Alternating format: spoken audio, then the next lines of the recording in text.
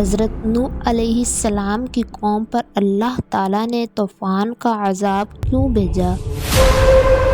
حضرت نوح علیہ السلام نے ایسی کیا دعا کی جس پر اللہ تعالیٰ نے ناراضی کا اظہار فرمایا؟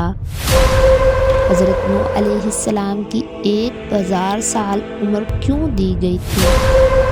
حضرت نوح علیہ السلام نے نبوت ملنے کے بعد اپنی قوم کی خیر خواہی کرتے ہوئے انہیں اللہ تعالیٰ کا پیغام پہنچایا، مگر قوم نے سرکشی کا مظاہرہ کرتے ہوئے آپ علیہ السلام کو جھٹلایا اور آپ علیہ السلام کی مخلصانہ دعوت کو ماننے سے انکار کر دیا، اور آپ علیہ السلام کے نبی ہونے پر مختلف شبہات کا اظہار کیا کہ تم تو ہماری ہی طرح کے انسان ہو، تم ہمارے بجائے نبوت کے حقدار کیسے بن گئے؟ قوم کے سرداروں میں سے کسی نے بھی تمہاری پیروی نہیں کی، تمہاری پیروی صرف معاشرے کے غریب، کم عقل اور بیوقوف لوگوں نے کی ہے، تمہارے پیروکار میں کوئی بھی ایسی خوبی نظر نہیں آتی جو ہم میں نہ ہو، پھر تم نبی کیسے بن گئے؟ حضرت نوح علیہ السلام کے بارے میں قوم کے شبہات ان کی جہالت اور کم عقلی کا واضح ثبوت تھے۔ حق حق ہی ہوتا ہے، چاہے اس کی پیروی قوم کے امیر لوگ کریں یا غریب لوگ۔ انسانی تاریخ سے پتہ چلتا ہے کہ حق کی پیروی کرنے میں غریب لوگوں نے ہی پہل کی ہے۔ قوم کے انتہائی سخت رویے کے باوجود بھی حضرت نوح علیہ السلام نے بڑے حوصلے اور صبر کے ساتھ اپنی قوم کو سمجھانے کی کوشش کی اور ان کے شبہات کا ازالہ کرتے ہوئے کہا کہ اللہ تعالیٰ نے مجھے نبی ہونے کی واضح دلیل عطا کی ہے، اور تمہارے جیسا انسان ہونا نبوت ملنے میں رکاوٹ نہیں۔ میری رسالت پر ایمان لانے والوں کی مالی اعتبار سے کمزور ہونا بھی مجھے نبوت ملنے سے مانع نہیں ہے، اس لیے کہ انسان ہونے اور عقل اور فہم رکھنے کے اعتبار سے وہ تمہارے ہی جیسے ہیں۔ نبوت تو اللہ تعالیٰ کی طرف سے رحمت اور اس کا فضل ہے جو اس نے مجھے عطا کیا ہے، مگر تم نے اس کی قدر نہیں کی اور بلا سوچے سمجھے مخالفت پر اتر آئے ہو۔ میں تو تم سے ہی خیر خواہی سے پیش آ رہا ہوں اور اس دعوت پر میں تم سے کسی اجرت کا مطالبہ بھی نہیں کرتا، میرا صلہ اللہ تعالیٰ ہی دے گا۔ تم میرے پیروکار کی گھٹیا کہتے ہو اور مجھ سے مطالبہ کرتے ہو کہ میں انہیں اپنے پاس سے دور کر دوں، تو یاد رکھو میں ایسا ہرگز نہیں کر سکتا، اس لیے کہ ایمان لانے کے بعد اللہ تعالیٰ کے نزدیک ان کا مقام بلند ہو چکا ہے، لہٰذا تم میری خیر خواہی کو مد نظر رکھتے ہوئے حق بات مان لو۔ حضرت نوح علیہ السلام کی قوم کی سرکشی کے باوجود انہیں دن رات حق کی دعوت دیتے رہے، اور قوم ان پر جو بھی الزامات لگاتی اس کا اچھے انداز میں جواب دیتے رہے۔ دعوت حق دیتے ہوئے حضرت نوح علیہ السلام کو 950 سال گزر گئے۔ جب ایک نسل کے لوگ مرنے کے قریب ہوتے تو وہ بعد والوں کو یہ وصیت کر جاتے کہ تم نوح پر ایمان نہ لانا۔ آخر کار ان کی طبیعت ہی ایسی بن گئی جسے ایمان اور حق قبول کرنے کی کوئی صورت گوارا نہیں تھی۔ انہوں نے بجائے دعوت حق کو قبول کرنے کے آپ علیہ السلام کو مختلف انداز میں دھمکیاں دینا شروع کر دی، اور ساتھ ہی یہ بھی کہنے لگے کہ جس عذاب سے آپ ہمیں ڈراتے ہو وہ لے آؤ۔ اللہ تعالیٰ قرآن پاک میں ارشاد فرماتا ہے، قوم نوح نے کہا، اے نوح اگر تم اس سے باز نہ آئے تو یقیناً تمہیں سنسار کر دیا جائے گا۔ جب حضرت نوح علیہ السلام کو دن رات دعوت ایمان اور بے مثال کوشش کے باوجود قوم نے دعوت ایمان قبول کرنے کی بجائے عذاب کا مطالعہ کر دیا، تو اللہ تعالیٰ نے بھی بذریعہ وحی آپ علیہ السلام کو آگاہ کر دیا کہ جن کی قسمت میں ایمان تھا وہ لا چکے، اب مزید ایمان نہیں لائیں گے۔ تو آپ علیہ السلام نے اپنی قوم کے سرکش اور کافر لوگوں کا مقابلے میں اللہ تعالیٰ سے مدد کی درخواست کی۔ حضرت نوح علیہ السلام نے اللہ عز و جل سے اپنے لیے مدد کی درخواست کی تو اللہ تعالیٰ نے فوراً قبول فرماتے ہوئے آپ علیہ السلام کو ایک کشتی بنانے کا حکم دیا۔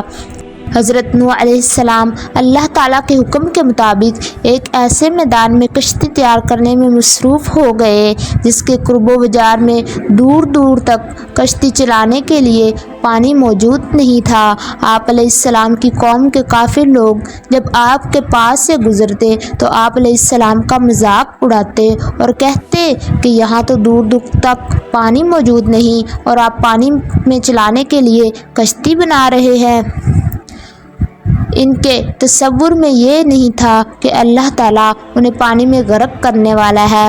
آپ علیہ السلام انہیں جواب دیتے کہ جس طرح آج تم ہمارا مذاق اڑا رہے ہو اسی طرح ایک دن تمہارا بھی مذاق اڑایا جائے گا اور تمہیں بہت جلد معلوم ہو جائے گا کہ اللہ تعالیٰ کے غضب کا شکار کون ہے۔ جب حضرت نوح علیہ السلام کشتی تیار کر چکے تو اللہ عز و جل نے حضرت نوح علیہ السلام کو حکم دیا کہ آپ خود بھی کشتی میں سوار ہو جائیے اور میرے مومن بندوں اور تمام حیوانات میں جوڑا جوڑا کشتی میں سوار کر لیجئے، مگر کفار میں سے کسی کو بھی کشتی میں سوار نہ کرنا۔ حضرت نوح علیہ السلام نے اللہ تعالیٰ کے حکم کے مطابق مومن بندوں کو جن کی تعداد تقریباً 80 تھی کشتی پر سوار کر لیا، جن میں حضرت نوح علیہ السلام کے بیٹے سام اور حام اور ان کی بیویاں بھی شامل تھیں۔ تمام جانداروں کا ایک ایک جوڑا بھی سوار کر لیا۔ پھر اللہ تعالیٰ نے انہیں ایسا زبردست طوفان بھیجا کہ آسمان سے بھی زوردار بارش برسنے لگی اور زمین سے بھی پانی ابلنے لگا۔ چند لمحات کے بعد پانی اتنا زیادہ ہو گیا کہ اللہ تعالیٰ کے حکم سے کشتی تیرنے لگی۔ جب قوم نوح پر سخت طوفان آیا اور ہر طرف سے پانی ہی پانی ہو گیا، قوم نوح کے سرکش افراد پانی میں ڈوب کر ہلاک ہو گئے۔ طغیانی کے باوجود بھی حضرت نوح علیہ السلام کی کشتی موجوں میں صحیح و سالم چل رہی تھی، اس لیے کہ اس کا محافظ اللہ تعالیٰ تھا۔ حضرت نوح علیہ السلام کی کشتی اللہ تعالیٰ کی حفاظت میں چل رہی تھی۔ اسی دوران آپ علیہ السلام نے اپنے مشرک بیٹے جس کا نام کنعان تھا اس کو آواز دی کہ آؤ آپ بھی ہمارے دین میں شامل ہو کر ہمارے ساتھ کشتی میں سوار ہو جاؤ۔ بیٹے نے اس نازک موقع پر بھی اپنے باپ کی دعوت کو رد کر دیا اور اپنے ہاتھوں اپنی ہلاکت کو مول لے لیا۔ حضرت نوح علیہ السلام نے اپنے مشرک بیٹے کو کشتی پر سوار کرنا چاہا لیکن اس نے انکار کر دیا۔ پھر آپ علیہ السلام نے اپنی آنکھوں سے اسے موجوں میں ڈوبتا ہوئے دیکھا تو اللہ تعالیٰ سے اسے بچانے کی درخواست کی، جس پر اللہ تعالیٰ نے ناراضگی کا اظہار فرمایا، اس لیے کہ اللہ کے نزدیک شرک بہت بڑا گناہ ہے۔ آسمان سے شدید بارش اور زمین سے پانی کے فوارے نکلنے پر زمین پر بہت سا پانی اکٹھا ہو گیا جس میں تمام کفار ڈوب گئے۔ صرف وہی لوگ بچے جو حضرت نوح علیہ السلام کے ساتھ کشتی میں سوار تھے۔ اللہ حاکم الحاکمین کو طے کردہ فیصلہ پورا ہو گیا تو اللہ تعالیٰ نے زمین کو حکم دیا کہ جو بھی تمہارے اوپر پانی ہے اسے پی جاؤ، اور آسمان کو حکم دیا کہ بارش کو برسانا بند کر دو۔ دونوں اللہ تعالیٰ کے حکم کی تعمیل کی۔ زمین کا پانی کم ہونا شروع ہو گیا، پہاڑوں کی چوٹیاں نظر آنے لگی تو حضرت نوح علیہ السلام کی کشتی جودی پہاڑ پر جا ٹھہری جو عراق کے شہر موصل کے قریب ہے۔ اللہ تعالیٰ نے حضرت نوح سے فرمایا کہ اب آپ سلامتی کے ساتھ کشتی سے زمین پر اتر جائیے۔ آپ پر اور آپ کے مسلمان ساتھیوں پر اللہ تعالیٰ کی برکتوں اور رحمتوں کا یہ سایہ رہے گا۔ ان میں سے کچھ کی نسلوں میں سے ایسے لوگ پیدا ہوں گے جو آگے چل کر کفر کی راہ اختیار کریں گے۔ ان کا مقصود دنیا کے عیش و آرام ہوگا۔ ہم انہیں دنیا سے فائدہ اٹھانے کا موقع تو دیں گے لیکن آخرکار انہیں دردناک عذاب سے دوچار ہونا پڑے گا۔ حضرت نوح علیہ السلام نے اپنی قوم کو اللہ تعالیٰ پر ایمان لانے کی تلقین کی مگر قوم پھر بھی ایمان نہ لائی، یہاں تک کہ آپ کا حقیقی بیٹا کنعان بھی عذاب الہی کا شکار ہو گیا۔ اسی طرح آپ علیہ السلام کی بیوی بھی ایمان نہ لانے کی وجہ سے عذاب الہی کی مستحق ٹھہری۔ اللہ سبحانہ و تعالیٰ نے کفار کو ہلاک کرنے کے بعد زمین کو خشک کر کے رہنے کے قابل بنا دیا، اور آپ علیہ السلام کی اولاد جو کشتی میں آپ کے ساتھ سوار تھی ان سے انسانی نسل کو باقی رکھا۔ سام کی نسل سے عربی، فارسی اور رومی وجود میں آئے، اور یافس کی نسل سے ترک اور یاج مجوج پیدا ہوئے، اور حام کی نسل سے بربر اقوام وجود میں آئی۔ حضرت نوح کے دور میں آنے والے طوفان سے سوائے کشتی میں سوار افراد کے تمام لوگ ہلاک ہو گئے تھے۔ ان سے آگے پھر انسانی نسل کا سلسلہ چلا، اس لیے حضرت نوح علیہ السلام کو آدم ثانی یعنی دوسرا آدم بھی کہتے ہیں۔ رسول اللہ صلی اللہ علیہ وآلہ وسلم نے فرمایا، جب نوح علیہ السلام کی وفات کا وقت قریب آیا تو انہوں نے اپنے بیٹے کو وصیت فرمائی کہ میں تجھے 2 کاموں کا حکم دیتا ہوں اور 2 کاموں سے روکتا ہوں۔ وہ چیزیں جن کا حکم دیتا ہوں، لا الہ الا اللہ کو اختیار کرنا، کیونکہ ترازو کے ایک پلڑے میں 7 آسمان اور 7 زمین رکھ دی جائے اور دوسرے پلڑے میں لا الہ الا اللہ کو رکھ دیا جائے تو ان کلمات والا پلڑا جھک جائے گا۔